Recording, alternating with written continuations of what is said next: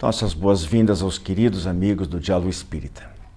A doutrina espírita, especialmente em lições extraídas dos evangelhos e em segunda instância baseada no Evangelho segundo o Espiritismo, exalta certos valores, posturas e condutas capazes de nos compatibilizar com os ensinos e recomendações do Mestre Jesus.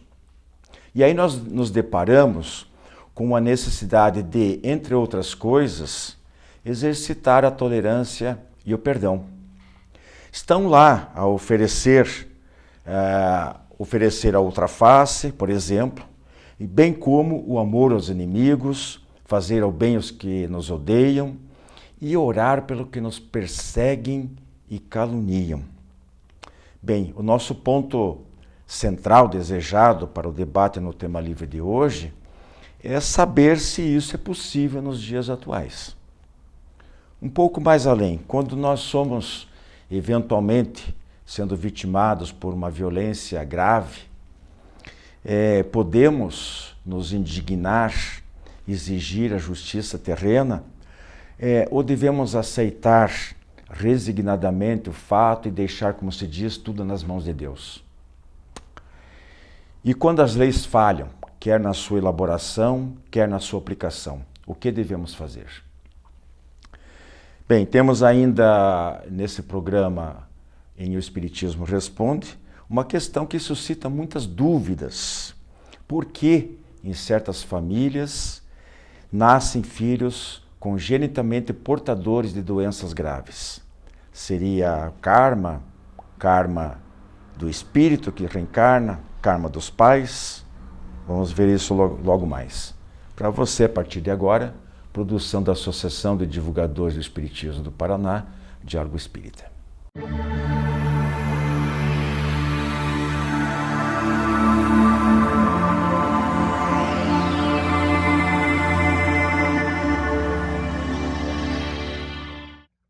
Prezados amigos, estamos iniciando o seu tema livre de hoje. Nós vamos falar assim, em termos gerais, de justiça. Justiça terrena, justiça divina, quando que ela pode ser reivindicada ou exigida, como que ela pode, eventualmente, o direito de justiça com as próprias mãos, lei de talião, por aí. Vamos ver quais são as ideias que as nossas companheiras de apresentação estão nos trazendo no dia de hoje. Comigo aqui à direita, Andréia Kleinas, e a Mariana Valim também. Andréia, eu vou começar com uma pergunta, você pode começar respondendo por aí ou não, fica a teu critério. A questão que eu coloquei inclusive no início é essa, né? Hoje a gente sabe, já tem até o ditadinho, que a justiça terrena falha, como é que diz? Mas a justiça divina não. A justiça divina tarda, mas não falha. A justiça terrena, por ser feita obviamente por homens, ela é muito falível. Peca tanto na elaboração das leis, que ainda são muito imperfeitas, em nosso país, em outros países menos ou mais, inclusive muito mais, com leis muito mais duras, rígidas, de intolerância, etc, etc. E também no aspecto de que a lei divina acaba, para nós espíritas é mais fácil de compreender, mas talvez nossos amigos telespectadores não tenham essa visão mais longa, digamos assim, mais ampla, de entender como as coisas acabam se ajustando perante as leis divinas. Então, esse começo aí, quando uma pessoa sofre, por exemplo, uma violência qualquer grave, às vezes até com a perda de um ente querido, na violência urbana ou no trânsito, né, que também é urbano, ou na estrada, mas enfim, e por culpa, não só por imperícia, aquilo que não pode ser acreditado a uma questão só de imprudência ou de acidente e tal, poderia ser evitado e foi quase que provocado, quase um homicídio mesmo de trânsito, por exemplo, né? Como é que essa pessoa que sofreu, o familiar que ficou, ou a pessoa que sofreu esse problema, como é que ela fica? Se ela for cristã, não precisa ser espírita, se ela for cristã, ela deve aceitar isso passivamente, ficar esperando a leniência da justiça, que às vezes nunca chega. O que ela faz? Boa pergunta, não é verdade? Eu acho que eu vou iniciar falando a questão 875 do Livro dos Espíritos, que justamente pergunta, o Kardec pergunta aos espíritos assim: como se pode definir a justiça?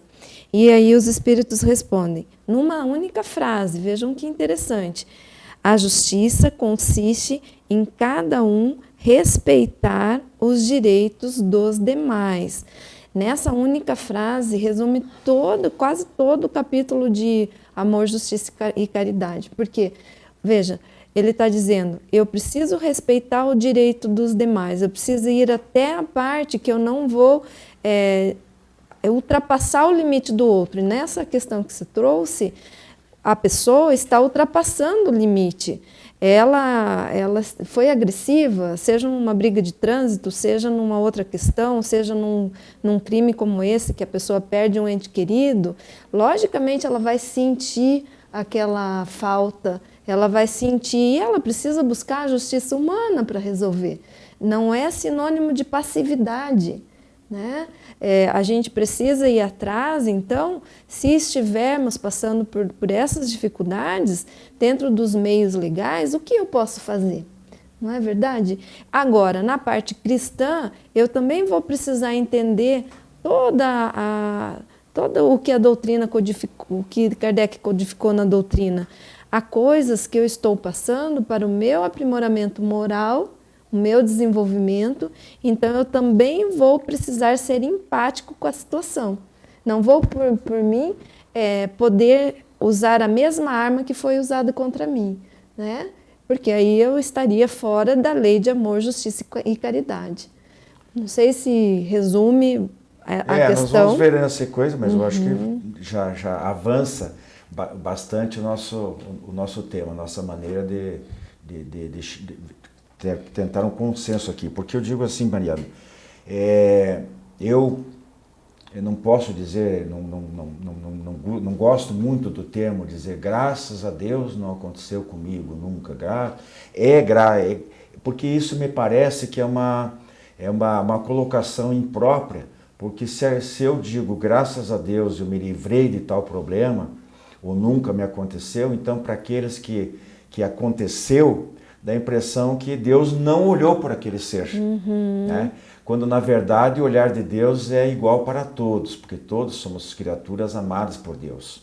Então, independente de questão de mérito, de necessidade, a gente não, eu particularmente não gosto. Eu acho que é porque a gente desconhece o dia de amanhã, pode ser que não aconteceu até agora, aconteça amanhã. Isso é em vários aspectos, de uma doença grave, de uma situação como nós estamos falando aqui, etc. Mas assim, eu confesso para vocês que eu tenho uma dificuldade muito grande de aceitar injustiças.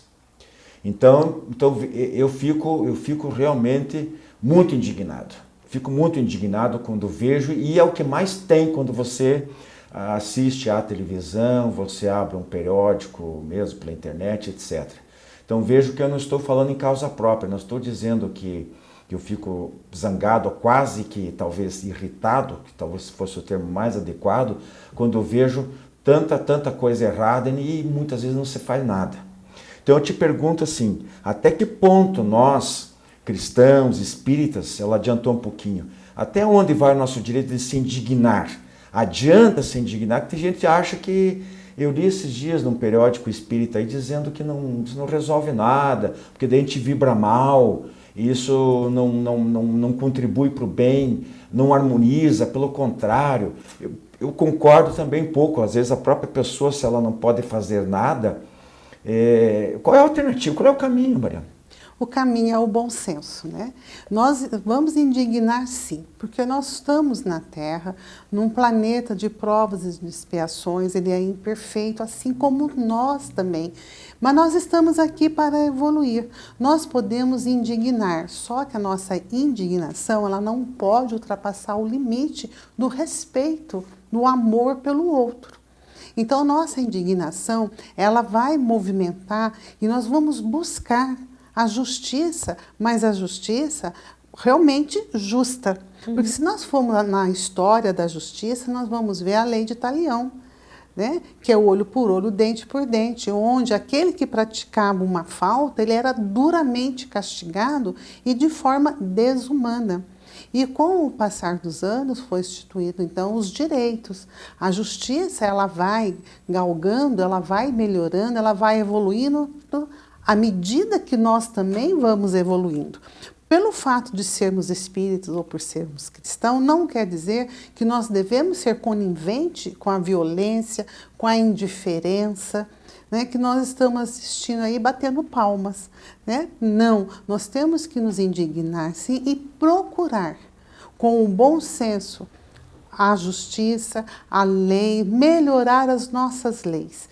Então, quando acontece algo muito grave, nós ficamos muito indignados, nós fazemos um movimento para modificar essa justiça, essa lei que é falha. Então, aí sim, nós temos que nos indignar, nós não podemos ficar tão violento quanto o fato que ocorreu. Mas Jesus jamais falou que nós devemos ser coniventes com o erro. Andréia, e para aquelas pessoas que do nosso meio, que costumam dizer, então, que... geralmente, eu até admito que seja na melhor das intenções. Se a pessoa vai numa situação dessa, numa casa espírita, e vai receber atendimento fraterno, não vou dizer que seja regra, não posso afirmar isso, como é que eu posso adivinhar o que cada atendente do atendimento fraterno vai dizer. Mas o que eu vejo por experiência e o que é divulgado é que vão tentar consolar essa pessoa dizendo que isso é a lei do karma, que era causa e efeito, que a pessoa vítima e os familiares também tinham que passar por aquela experiência, porque nada é por acaso, porque Jesus está no leme. Até onde você concorda ou concorda plenamente com esse tipo de argumento? Bem, existem duas coisas aqui que é bem importante, né? Primeiro, que a pessoa que está sofrendo e que vai buscar o atendimento fraterno, a gente precisa seguir o princípio até da psicologia, que é, eu preciso validar o sentimento daquela pessoa. Então, de maneira alguma, eu posso invalidar aquilo dizendo, mas veja bem, seja paciente, tudo isso está escrito, está dentro da programação. Eu estou invalidando o sentimento, então eu estou destruindo com aquilo que a pessoa está trazendo de mais puro, que é o sentimento de tristeza, de frustração.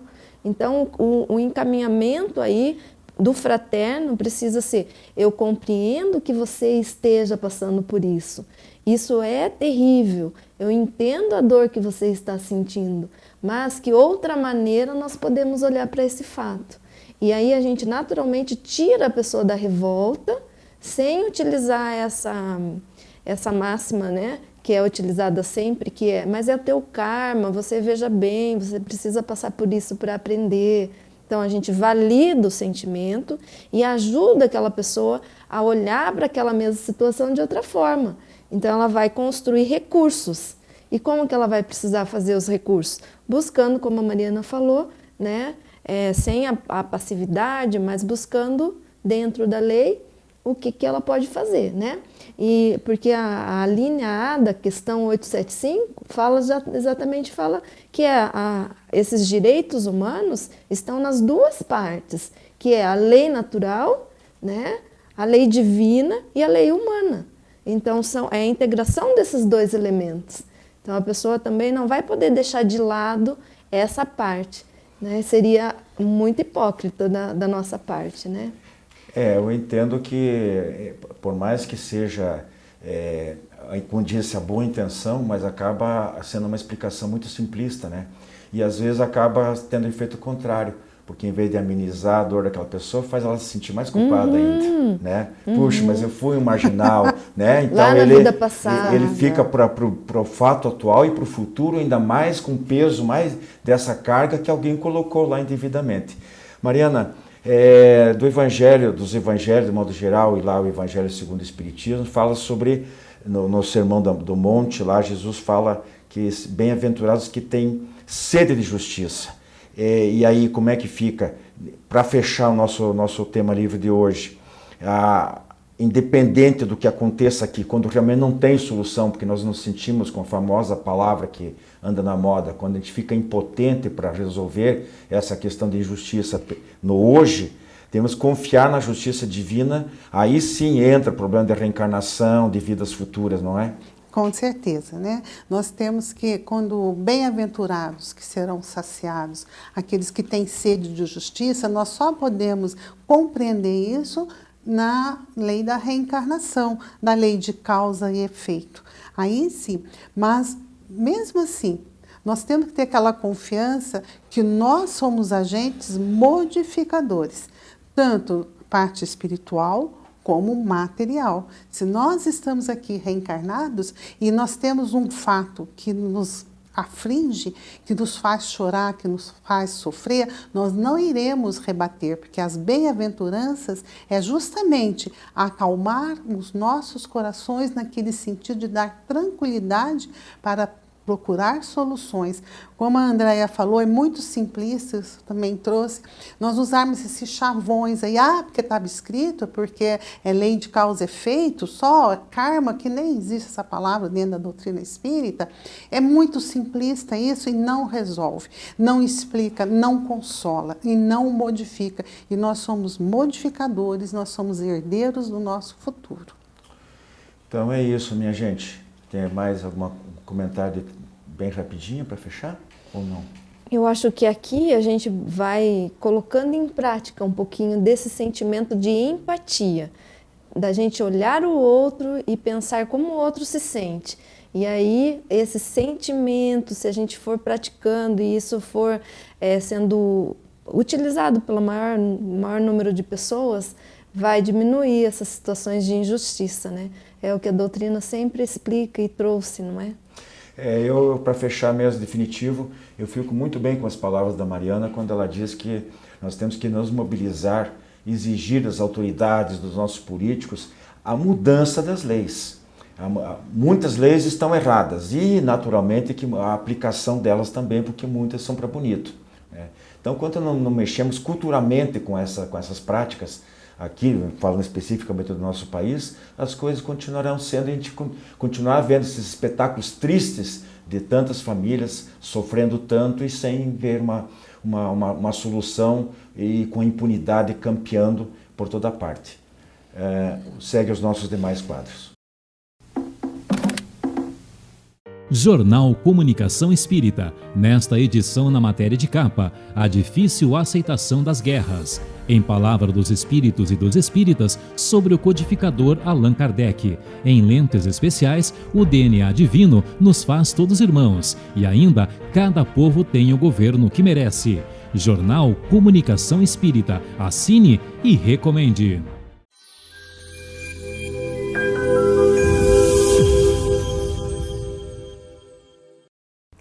Olá! Hoje no quadro Fronte Allan Kardec, trouxemos a temática colo. Todos nós, em algum momento de nossa vida, já necessitamos de um colo, de um aconchego, de um abraço, de um ninho, para que pudéssemos ali colocar a nossa cabeça, dar uma aliviada nos nossos pensamentos, para que pudéssemos, através do colo ofertado, respirarmos, darmos um descanso, um intervalo na nossa vivência para seguir adiante.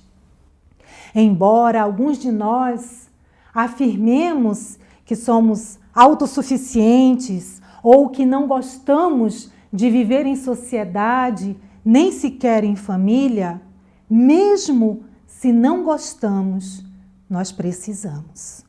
Estamos aqui para evoluir. E essa evolução só é possível se aceitarmos a ajuda que vem do outro lado, que vem da mão estendida, que pode ser um colo de um pai, da mãe, de um irmão, de um amigo, um vizinho, uma instituição que seja. O colo pode se dar através do atendimento fraterno, numa instituição espírita ou em tantas outras instituições, religiosas ou não, que se colocam à disposição para abraçar, para acolher aquele que necessita de um intervalo para as suas aflições. Todos nós necessitamos deste colo amigo. Jesus disse há muito tempo atrás: vinde a mim, vós que estáis cansados e fatigados, e eu vos aliviarei. Há um texto do Momento Espírita de 2013, Convite Feito, que diz assim: Eterno Convite, é o título do texto. E fala-nos desta passagem, deste convite que Jesus nos fez e nos faz todos os dias. E aí nos chama a analisarmos este convite de Jesus, o Cristo. Diz assim, numa parte do texto: quando ele diz, vinde a mim, está convidando todos nós, todas as criaturas humanas, e nos deixando a certeza de que podemos ir até ele. Ao se referir aos aflitos e sobrecarregados, ele se reporta a nós, os sofridos, os que choram, os preocupados dos dias atuais, os depressivos, os ansiosos e os que padecem tantas outras aflições. Na fala, eu vos aliviarei, ele traz a promessa do alívio de nossas dores, que se dará a partir do momento em que nos sintonizarmos no padrão do Cristo. Ele oferta o alívio, mas não a cura, porque a cura real depende de cada um de nós. E ela se iniciará, a cura, quando tivermos consciência das leis divinas e passarmos a vivenciá-las. Essa vivência se dará quando, após análise e reflexão das tendências e tentações que existem dentro de nós, passarmos a ação renovadora. Portanto, queridos amigos e irmãos em Jesus, todos nós podemos dar e receber o colo. Podemos ser este colo, este instrumento de Jesus de auxílio na jornada terrena. O que não podemos é nos aconchegarmos a ponto de paralisarmos. O colo é necessário, mas ele também precisa impulsionar aquele que busca para que ele possa progredir sempre. Muita luz, muita paz e bem, hoje e sempre. A Associação de Divulgadores do Espiritismo do Paraná precisa de você para manter no ar este programa. Faça contato pelo e-mail adpr@adpr.org.br ou pelo WhatsApp 41 98 777 2201 e obtenha mais detalhes. Além de doações avulsas, você pode colaborar veiculando anúncios publicitários como forma de apoio cultural. Divulgue o seu produto ou serviço para toda a região metropolitana de Curitiba, com alcance nacional, pelo nosso canal no YouTube. Os valores dos anúncios são incríveis, muito abaixo dos praticados no mercado. Informe-se. Ajude você também a fazer o diálogo espírita cada vez melhor.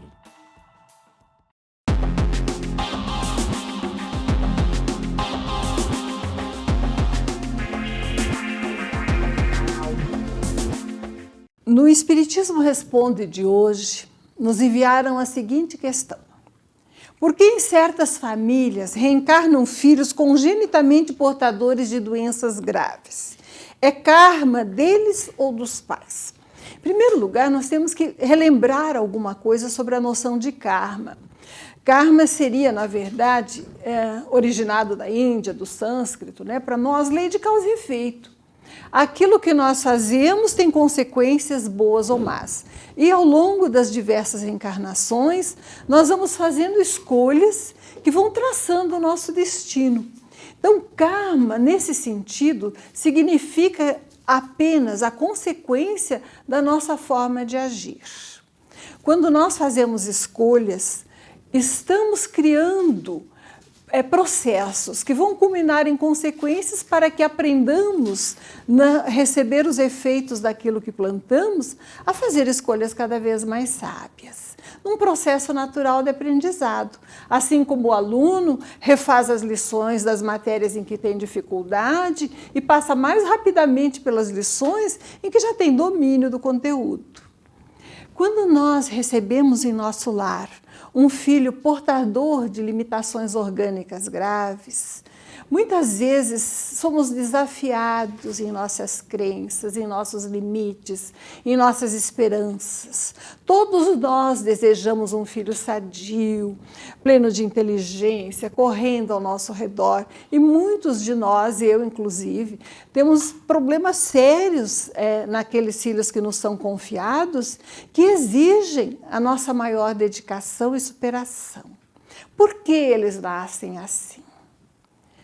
Deus, que é Pai, não poderia permitir que alguém renascesse com limitações, com constrições que não atingem aos demais, se ele não tivesse necessidade de passar por aquele processo para aperfeiçoamento da sua alma e para a conquista de uma felicidade mais plena no futuro. E nós, pais, que recebemos em nosso lar filhos com doenças graves, limitadoras, que gostaríamos de ver aquele nosso ente querido correndo como as outras crianças, saudável e forte, e somos privados dessa alegria, nós, pais, certamente podemos ter a convicção de que aceitamos receber aquele ente por estarmos comprometidos com ele, ou por termos facilitado o seu acesso a escolhas más que exigem agora o seu processo de renovação, ou porque os amamos tanto e que Deus nos considerou confiáveis